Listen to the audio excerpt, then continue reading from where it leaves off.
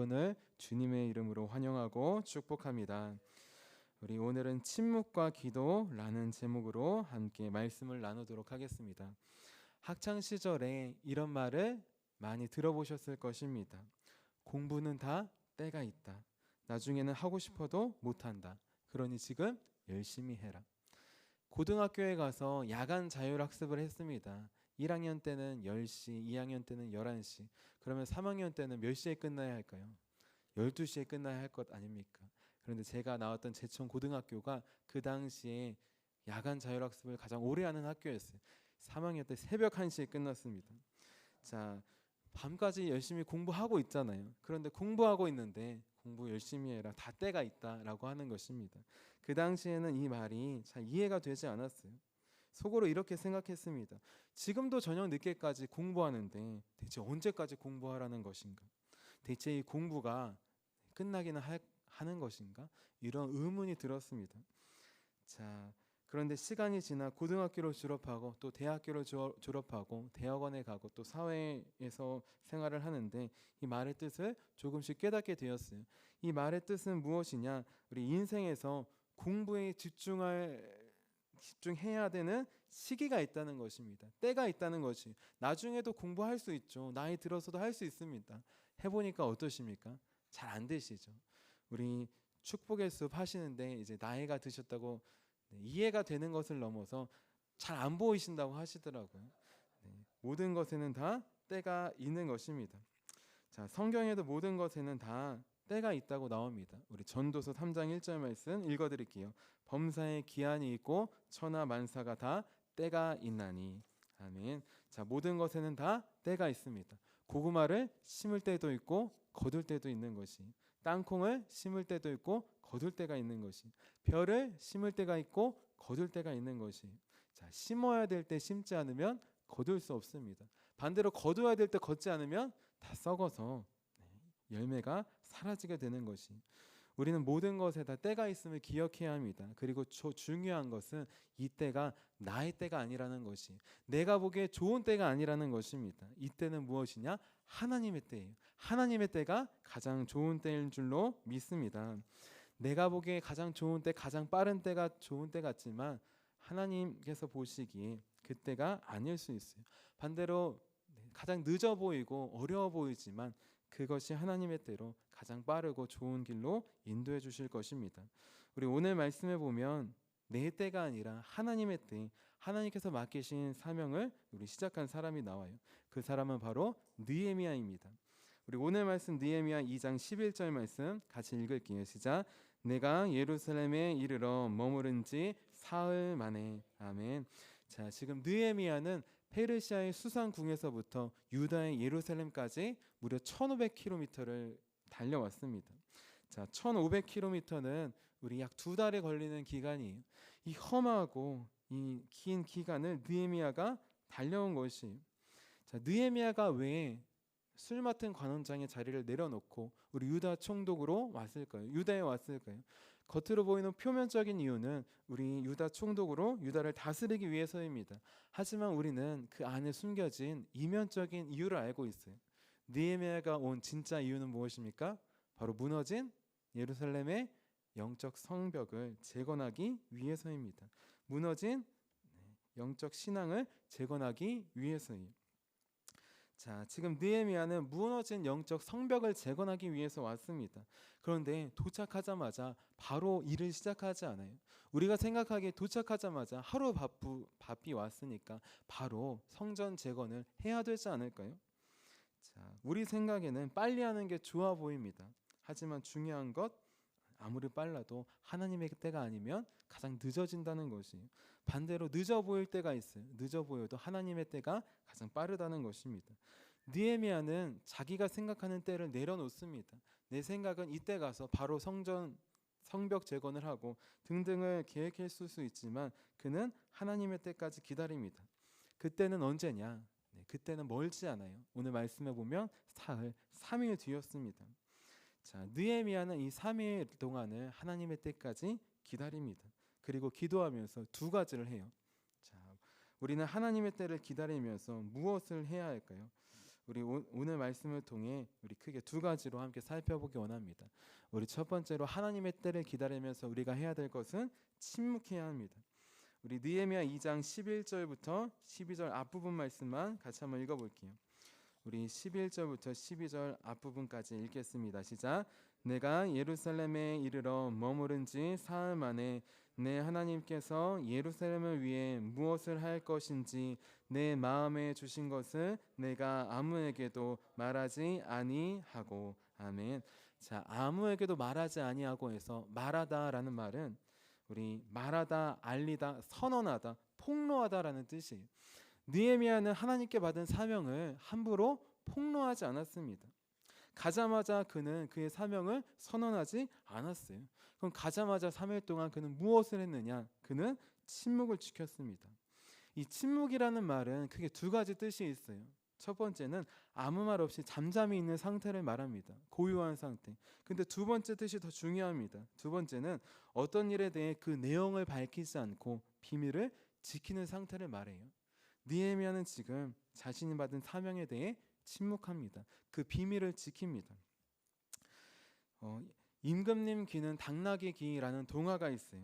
우리 귀가 당나귀 귀처럼 크게 생긴 임금님이 우리 자기의 컴플렉스를 덮기 위해서 우리 큰 귀를 가리는 모자 장수를 부릅니다. 모자 장수가 그 임금님 귀를 가릴 모자를 만들어주고 난 다음에 나오려고 하는데 임금님이 그 모자 장수에게 이렇게 말해요. 자, 이 사실을 다른 사람들에게 절대로 말하지 마라. 말하면 그날로 목숨을 잃을 것이다. 자, 모자 장수는 비밀을 지켜야 합니다. 그런데 너무나 말하고 싶었던 것이, 그래서 말할 데가 없고 말할 사람이 없어서 큰 대나무 숲에 들어갑니다. 거기서 땅을 깊게 파고 난 다음에 그 땅굴에 대고 이렇게 소리쳐요. 임금님 귀는 당나귀 귀입니다. 임금님 귀는 당나귀 귀입니다.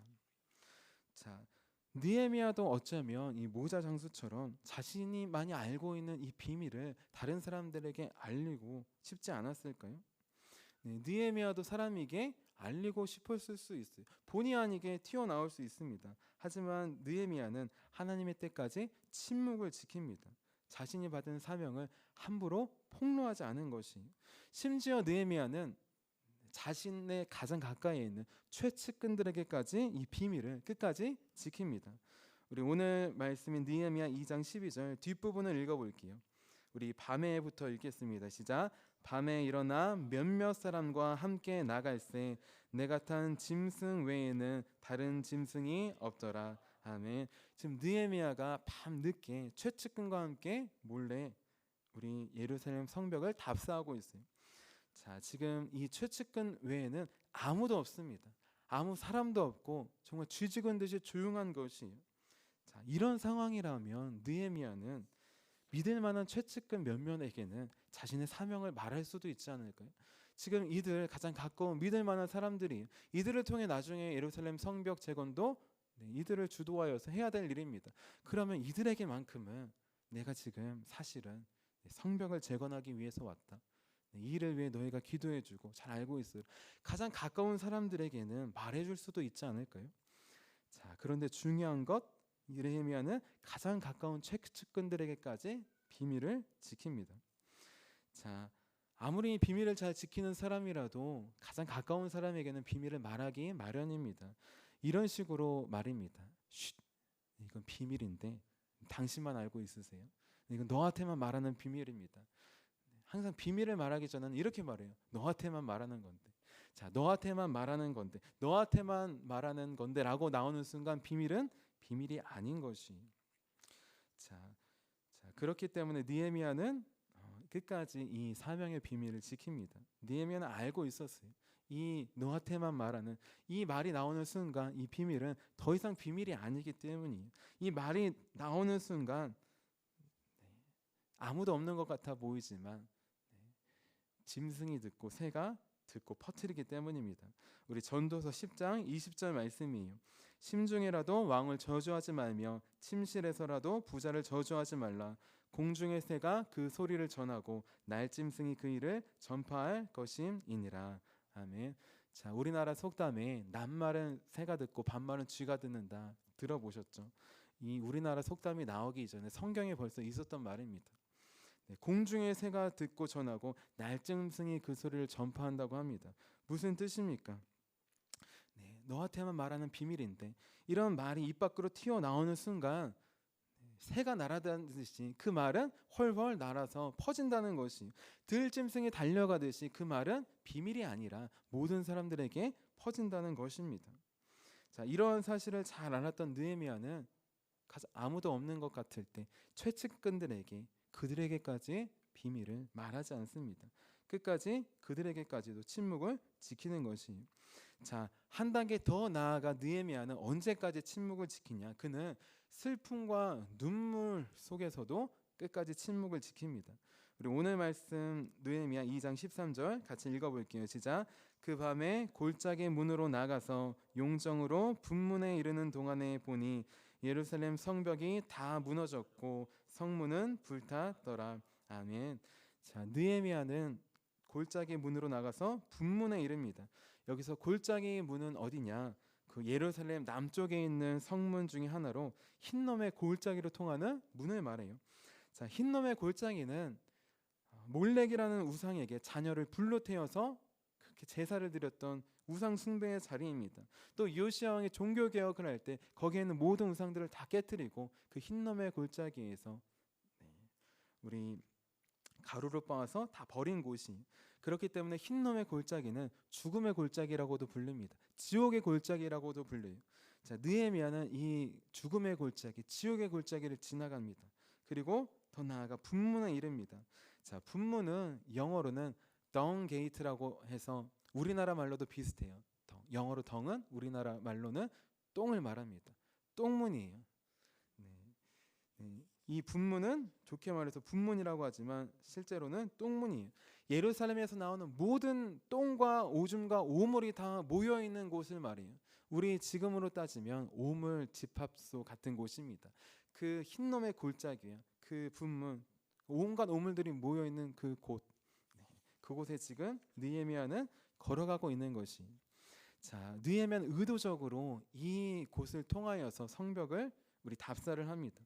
왜냐하면 그곳은 더러운 오물들이 있는 곳으로 최하층에 살고 있었던 곳이기 때문이에요. 그곳에는 예루살렘의 지도자들이 없습니다. 자, 그렇기 때문에 느헤미야는 일부러 악취가 나고 냄새가 나지만 영적으로도 더럽고 폐허가 되지만 그곳을 일부러 선택해서 걸어가고 있는 것이. 느헤미야는 이 성벽길을 우리 짐승을 타고 한 걸음 한 걸음 자세히 살펴봅니다.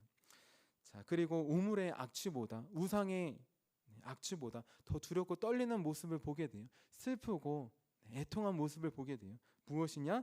바로 예루살렘 성벽과 성문이 다 무너지고 불탄 것입니다. 자, 느헤미야는 이미 예루살렘에 오기 전에 이 소식을 귀로 들었습니다.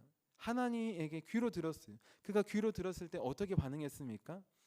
앉아서 슬피 울며 금식하며 기도했어요. 귀로 들었는데도 이런 반응이에요. 그것을 눈으로 직접 보았습니다. 그러면 어떤 상황이었을까요? 당장 나귀에 내려서 무릎을 꿇고 슬피 울며 주저앉고 또 금식하며 기도하고 싶지 않겠습니까? 귀로만 들어도 슬펐던 그 상황인데 눈으로 직접 보면 헤아릴 수 없는 비통함이 그의 마음에 끌어올랐을 것입니다. 중요한 건 그럼에도 불구하고 느헤미야는 겉으로 그 슬픔과 눈물을 표현하지 않습니다. 왜냐하면 끝까지 잘 지켰지만 지금 무너진다면 측근들 중에 이것을 보고 느헤미야가 온 목적을 알고 또 다른 사람들에게 전할 수 있기 때문입니다. 자, 우리는 하나님의 때를 기다리면서 반드시 침묵을 지켜야 합니다. 느헤미야처럼 하나님의 때까지 하나님께서 주신 사명을 우리 소중히 붙들어야 하는 것이. 자, 아무리 가까운 사람이라고 할지라도 하나님의 때가 되기 전까지 함부로 말하면 되지 않습니다. 아무리 슬픔과 눈물이 벅차오르는 상황이라고 할지라도 끝까지 우리는 침묵을 지켜야 합니다. 만약 느헤미야가 이 3일 동안에 침묵을 지키지 못하고 자신의 사명을 폭로했다면, 전했다면 어떻게 되었을까요? 그랬다면 성벽 재건은 한 걸음 물러났을 것입니다. 왜냐하면 느헤미야의 대적들이 이미 느헤미야가 오기 전부터 우리 산발락과 도비와 같은 대적들이 이미 스파이를 심어 놓았기 때문이에요. 이미 스룹바벨 시대에 성전을 지을 그때부터 이미 대적들은 있었습니다. 그들이 얼마나 방해를 했는지 무려 10년 동안 성전 재건할 때 지체가 된 적이 있었어요. 느헤미야는 아주 잘 알고 있었습니다. 그렇기 때문에 하나님의 때를 기다립니다. 침묵으로 준비하는 것이 아무도 모르게 비밀이 답사를 하면서 준비하고 있는 것입니다. 그때 하나님께서 대적들을 물리치고 하나님께서 주신 사명을 선하게 이루어 가실 줄을 믿었기 때문입니다. 자, 그러면 느헤미야는 하나님의 때 그때까지 침묵만 했을까요? 우리는 하나님의 때를 기다리면서 그냥 가만히 침묵만 하면 될까요? 아닙니다. 우리 오늘 말씀을 보면 우리 두 번째로 무엇을 해야 되느냐? 침묵과 함께 기도를 해야 하는 것이. 느헤미야는 하나님의 때를 기다리면서 침묵만 하지 않았어요. 그냥 가만히 있지 않았습니다. 그는 답사만 하지 않았어요. 그는 그 와중에 모든 순간에 항상 속으로는 기도를 했던 것이. 자, 느헤미야는 하나님의 때를 기다리면서 어떻게 기도했을까요? 우리는 하나님의 때를 기다리면서 침묵과 함께 기도를 해야 되는데 어떻게 기도해야 될까요? 우리 오늘 말씀을 통해 우리 크게 세 가지로 함께 살펴보기 원합니다. 우리 첫 번째는 일상 속에서 기도해야 합니다. 우리 2장 11절 말씀을 다시 한번 읽어볼게요. 시작. 내가 예루살렘에 이르러 머무른 지 사흘 만에. 아멘. 느헤미야는 지금 예루살렘에서 3일 동안 있었습니다. 3일 동안 그는 무엇을 했을까요? 그는 유다 총독으로 부임해서 온 것이에요. 그렇기 때문에 유다 총독으로 맡은 일에 충성했습니다. 중요한 것, 맡은 일에 충성했다는 것이. 그런데 그는 그 일에만 충성하지 않았어요. 겉으로 보기에 주어진 일에 열심히 했지만 그의 마음에서는 무엇을 열심히 했느냐? 3일 동안 그는 마음으로 기도했습니다. 겉으로는 표현하지 못하고 기도하지 못했지만 그는 마음으로 기도했던 것이. 겉으로는 침묵했지만 마음으로는 침묵하지 않았습니다. 기도했어요. 많은 사람들이, 많은 종교가 침묵하라고 합니다. 겉으로도 말하지 말고 내면으로도 말하지 말라고 합니다. 그러면 자아를 찾을 수 있다고. 우리는 침묵하면서 내면으로 침묵하는 사람이 아니라 내면으로는 기도하는 사람입니다. 그래야지 우리 안에 계신 하나님을 찾을 수 있기 때문입니다. 느헤미야는 이미 예루살렘으로 오기 전부터 항상 기도로 그의 사명을 확인했던 사람이에요. 그는 바벨론, 우리 페르시아에서도 술 맡은 관원장으로 바쁜 하루하루를 보내고 있었습니다. 그럼에도 불구하고 그가 하나님께서 주신 사명을 지킬 수 있었던 이유 무엇이냐? 날마다 기도로 깨어 있었기 때문이에요. 내가 나의 본분은 술 맡은 관원장이 아니라 예루살렘 성벽을 재건하는 것이구나. 그 사명을 잊지 않았기 때문입니다. 하나님께서 나를 술 맡은 관원장으로 세워준 이유는 여기서 열심히 하는 것도 맞지만 이를 통하여서 무너진 예루살렘 성벽을 건축하는 것이구나. 그는 날마다 기도로 재확인했던 것이에요. 자, 마찬가지로 그는 예루살렘에 와서도 이 3일 동안 일만 하지 않았어요. 만약에 그가 일만 했다면, 일에 함몰되었다면 그는 3일 저녁에 밤늦게 피곤한데 나가서 답사를 할 수 없습니다. 지금 내 주어진 일도 피곤하고 밤새서 해야 되는데 어디를 나가겠습니까? 하지만 그는 바쁜 와중에서도 그의 내면에서는 늘 기도로 깨어 있었어요. 하나님께서 주신 사명을 그는 잊지 않았습니다. 자, 그렇기 때문에 우리 밤늦게 답사를 하면서 하나님의 때를 기다렸던 것입니다. 자, 일상 속에서 우리는 기도해야 합니다. 잠시 하루를 시작하기 전에 기도하든 중간중간 시간을 내어서 기도하든 느헤미야처럼 삶의 모든 순간에서도 기도하든 우리는 일상에서도 기도를 잃지 않아야 합니다. 그래야지 일상에서도 우리는 사명을 잃지 않을 수 있어요. 그렇지 않으면 내가 학교 다니는 것이, 내가 직장과 일터에 다니는 것이 공부만 하기 위해서, 일만 하기 위해서, 돈만 벌기 위해서라고 오해할 수 있습니다. 아닙니다. 우리가 날마다 기도로 깨어 있어야지 그곳에서 공부하면서 복음을 전하고 일을 하면서 복음을 전하고 돈을 벌면서 복음을 전하는 우리 사명을 지킬 수 있습니다. 이것이 바로 우리가 하나님의 때를 위해서 일상 속에서 기도하는 이유입니다. 우리 두 번째로 우리는 하나님의 때를 기다리면서 어떻게 기도해야 될까요?